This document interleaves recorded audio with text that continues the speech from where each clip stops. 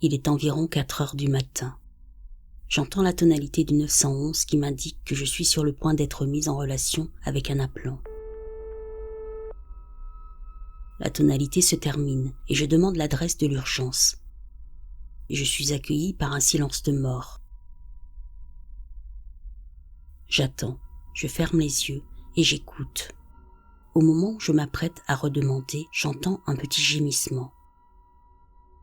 « À l'aide, s'il vous plaît. » Elle semble avoir entre 5 et 7 ans et chuchote presque.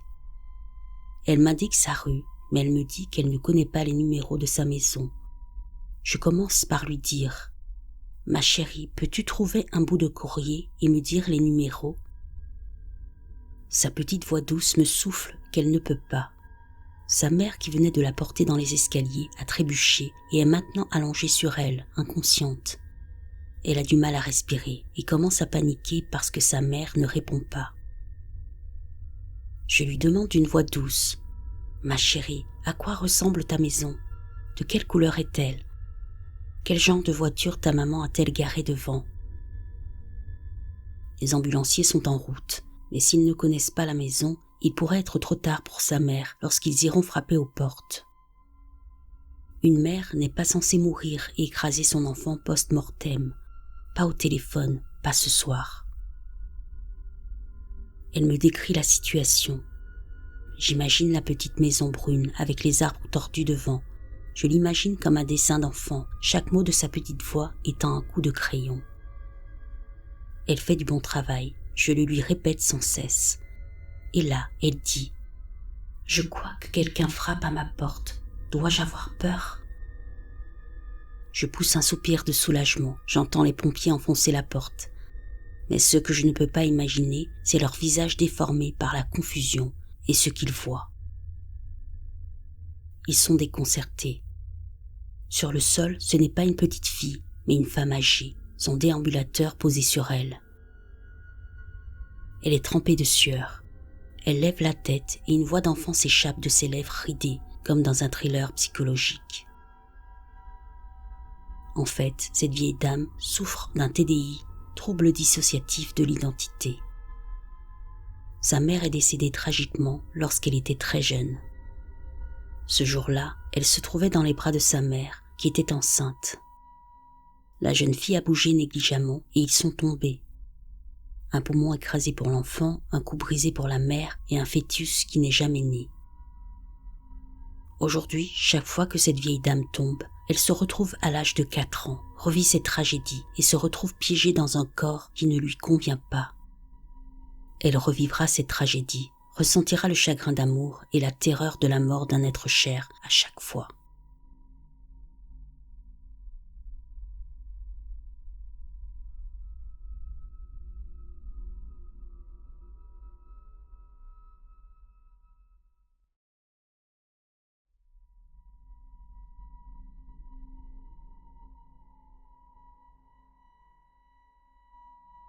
Je travaillais de nuit et j'étais encore en formation avec mon officier formateur. J'en étais alors à la phase 2 sur 4. Nous avons été dépêchés à l'extrémité sud de la ville, dans une crique qui longe une montagne et qui est très sombre, pour signaler une activité suspecte. La maison en question a été le théâtre d'un appel pour cadavres quelques mois auparavant. Un appel très désagréable où le corps a été laissé en l'état pendant des semaines avant d'être appelé. Les voisins ont signalé des bruits de conversation, de coups, de rires et de pleurs provenant d'au moins 4 personnes. Mon agent de terrain et moi-même arrivons sans problème et je gare en bas de la rue, feu éteint et vitres baissées, et nous entendons des conversations distinctes provenant de l'immeuble. Aucun de nous n'était jamais intervenu dans cette maison avant cette nuit-là, de sorte que nous ne savions pas à quoi elle ressemblait. Mon agent de formation m'a regardé et m'a dit « Qu'allez-vous faire, stagiaire ?» Je lui ai dit que lui et moi allions faire notre approche et demander un renfort, puisqu'il semble que nous soyons en infériorité numérique. C'est exactement ce que nous avons fait. Lorsque nous nous sommes approchés à pied de la maison, celle-ci était complètement sombre et les fenêtres étaient condamnées avec une affiche de la ville indiquant que la maison n'était pas sûre pour l'occupation humaine. nous avons attendu l'arrivée d'une unité supplémentaire avant de procéder à une fouille minutieuse. Après l'arrivée de l'unité, nous avons fouillé les alentours de la maison, mais nous n'avons pas trouvé d'empreintes de pas ou de personnes. Nous nous sommes retournés vers la maison et sommes entrés par l'arrière. J'ai pris la direction des opérations. J'ai annoncé notre présence et là, j'ai commencé à entendre des bruits de pas à l'intérieur du bâtiment. J'ai indiqué à mes partenaires que j'entendais des bruits de pas et mon agent de formation a acquiescé car il était près de la porte, prêt à l'ouvrir. L'odeur était horrible, ça empestait. La maison était plongée dans le noir lorsque nous sommes entrés. Je me suis tourné vers la gauche et j'ai maintenu ma position pendant que mon partenaire suivait. Nous nous tenions sur la trace laissée par le cadavre quelques semaines auparavant. Aucun d'entre nous n'était déjà venu dans cette maison. Nous étions donc désorientés à l'intérieur de la pièce, plongés dans l'obscurité. Après avoir sécurisé l'entrée, mon partenaire a braqué sa lampe dans le couloir.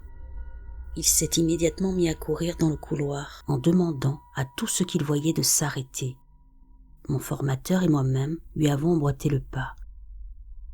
On nous a conduits dans la chambre principale où nous nous sommes arrêtés. Mon partenaire était très confus et nous a raconté à mon formateur et à moi ce qu'il a vu. Il a vu un visage blanc à environ 1,50 m du sol le fixer et se retourner vers la chambre principale. La chambre était vide, sans aucun meuble. Nous avons fouillé le reste de la maison et n'avons rien trouvé, pas même un animal. Nous sommes sortis de la maison et sommes partis.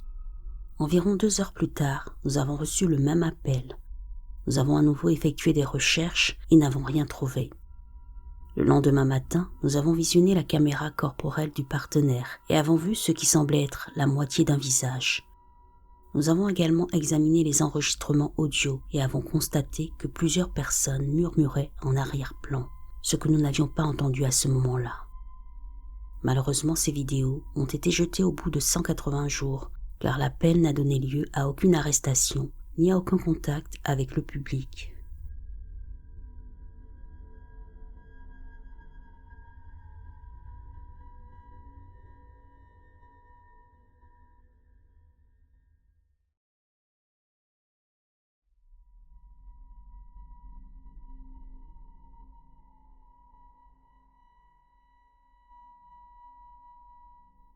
Cette nuit-là, il pleuvait, il y avait de l'orage.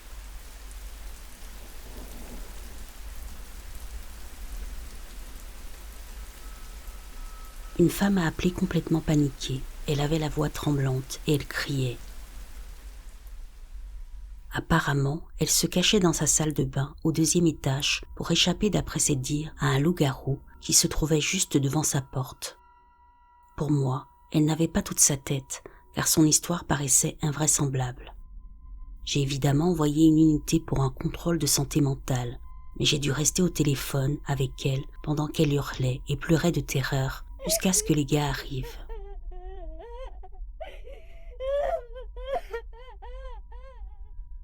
Il leur a fallu plus de 20 minutes pour arriver, puis elle n'a pas voulu quitter la salle de bain pour leur ouvrir la porte. Alors ils ont dû grimper sur le toit pour forcer une fenêtre du 2e étage afin de la récupérer. Pendant tout le temps que j'étais au téléphone avec elle, elle était absolument terrifiée. À un moment donné, environ 10 minutes après le début de l'appel, j'ai gagné sa confiance et j'ai réussi à la calmer. Je lui ai demandé de poser son téléphone et d'ouvrir la porte de la salle de bain en lui promettant qu'il n'y avait pas de loup-garou. Je l'ai écouté poser le téléphone, se traîner jusqu'à la porte puis l'ouvrir lentement. Le cri qu'elle a poussé est l'un des plus horribles que j'ai jamais entendus.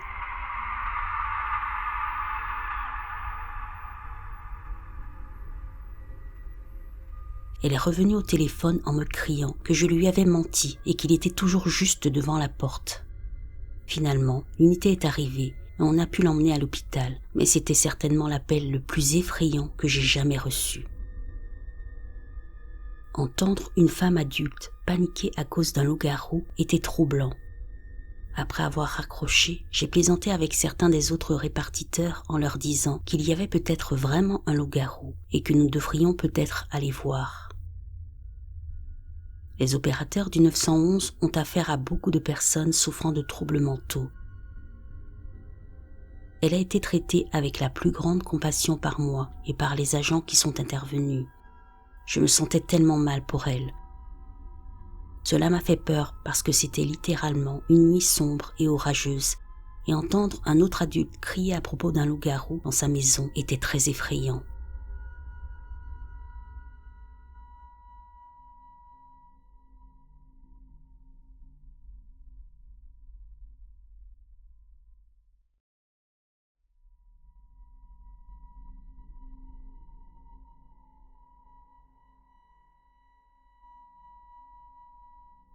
J'étais officier de police dans une ville de Virginie. Il y a un quartier chic dans notre ville, avec de très belles maisons. Lorsque j'étais nouveau policier, on m'a toujours raconté l'histoire d'un médecin qui vivait dans l'une de ces maisons. L'histoire raconte que le médecin a tenté de s'opérer. Il a anesthésié son ventre pour se faire une incision, mais comme il ne pouvait pas le sentir, il a accidentellement fait une incision beaucoup trop profonde et large et s'est accidentellement éviscéré. Lorsque les policiers et les ambulanciers sont arrivés, il était à peine vivant. Il est finalement décédé. Un peu plus tard, on me confie un appel concernant une jeune femme retrouvée morte par sa sœur aînée. Lorsque j'arrive sur les lieux, c'est dans le quartier chic que j'ai mentionné plus tôt. En sortant de mon véhicule, j'ai tout de suite eu un sentiment de malaise à propos de la maison. Bien qu'elle soit belle de l'extérieur, elle dégageait une mauvaise énergie. En m'approchant du porche d'entrée, j'ai remarqué d'innombrables canettes de boissons énergisantes vides et une planche Ouija sur la table du patio. Tout dans cette maison semblait anormal. Quand on m'a fait entrer, la famille était manifestement très désemparée. On m'a dit que la sœur décédée que nous appellerons Émilie se trouvait au sous-sol. À ce moment-là, un autre policier était arrivé et il est resté à l'étage avec la famille pendant que j'entrais. La cave n'était pas aménagée et était assez sombre, à l'exception de 2 ampoules à filaments, une de chaque côté. La scène dans le sous-sol était similaire à celle du porche d'entrée. Il y avait des canettes de boissons énergisantes partout et une autre planche Ouija était posée sur une petite table basse. Émilie, qui avait 19 ans, si je me souviens bien, était pendue par le cou à un chevron du sous-sol. Elle s'était suspendue avec un élastique et se balançait légèrement d'avant en arrière. Son visage était bleu, boursouflé et se contorsionnait dans une expression horrible. Un autre policier m'a aidé à la soulever pour la faire descendre. La famille d'Émilie se compose de son père et de sa mère, ainsi que de sa sœur aînée. Ses parents ont déclaré qu'ils avaient essayé de l'aider, parce que tout ce qu'elle faisait, c'était boire des boissons énergisantes et rester debout à toute heure de la nuit à jouer sur la planche Ouija. Sa sœur a donné un peu plus de détails. Comme elles étaient sœurs, elle a dit qu'elles étaient très proches et qu'elles se racontaient tout. Elle a affirmé aussi qu'Émilie était obsédée par le Ouija, qu'elle buvait des boissons énergisantes pour rester éveillée toute la nuit et parler à ce qu'elle croyait être son petit ami qui était mort. Elle a ajouté qu'Émilie avait dit que son petit ami la suppliait de venir le rejoindre dans l'au-delà et qu'elle pensait que c'était la raison pour laquelle elle avait fait ce qu'elle avait fait. Je le répète, cette maison était très étrange. Tout semblait malsain et j'ai eu un sentiment de malaise dans le sous-sol. Et pas à cause du corps, ce n'était pas mon premier. C'est un appel qui m'a vraiment perturbée pendant un certain temps. Nous n'avons jamais eu beaucoup plus d'explications et en tant que flic, vous devez passer à l'appel suivant. 2 semaines plus tard, jour pour jour, on m'appelle pour un accident de voiture avec éjection. Je me rends à l'appel code 1, lumière et sirène allumée. Et j'arrive pour trouver une BMW décapotable dont le toit a été rabattu et qui a manifestement subi un accident horrible et s'est retournée.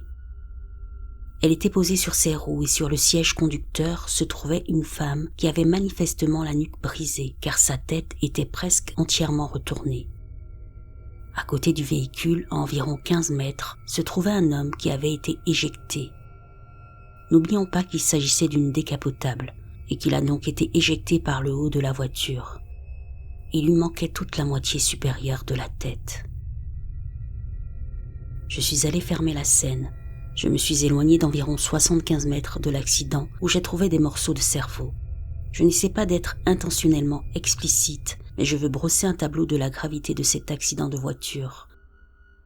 Après avoir obtenu la carte d'identité de l'homme, j'ai lu les informations au central, puis un autre officier et moi-même avons réalisé la même chose en même temps. Ces deux personnes étaient les parents d'Émilie, la fille qui venait de mourir de façon horrible il y a 2 semaines jour pour jour. L'annonce de la nouvelle à la sœur aînée a été déchirante. Je suis resté en contact avec elle pendant un certain temps. Elle avait hérité des biens de ses parents et de l'argent de l'assurance vie, etc. Elle a fini par tout vendre et par acheter une autre maison pour essayer de repartir à zéro et de réparer sa vie brisée. Environ 1 mois plus tard, un autre policier a été appelé. Une piétonne avait été heurtée par une voiture alors qu'elle faisait son jogging dans son quartier. Eh bien, c'était la sœur. Elle est restée plusieurs semaines dans le coma, mais n'a finalement pas survécu.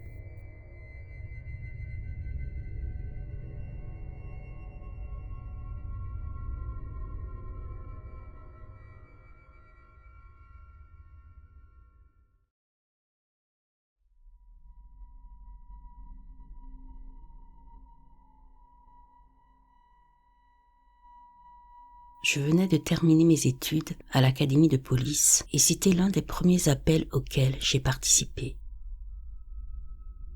Nous avons reçu un appel nous informant qu'une femme s'était réveillée et avait découvert un homme chez elle.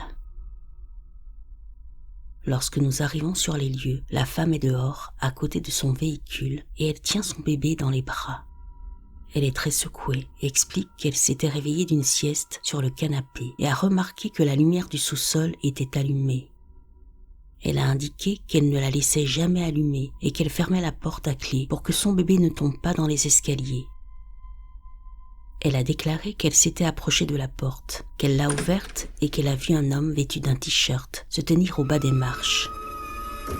Elle a d'abord dit qu'il se tenait là, la regardant, le regard vide, et a ajouté que l'instant d'après, il lui avait fait un grand sourire, puis qu'il avait levé la main et éteint la lumière en bas des marches. Très effrayée, elle a ensuite claqué la porte, l'a fermée à clé, a pris un couteau et son bébé, puis a appelé le 911. Nous commençons à ratisser la maison. 2 officiers à l'étage et moi, et mon agent de formation, descendons au sous-sol. Nous n'y trouvons personne.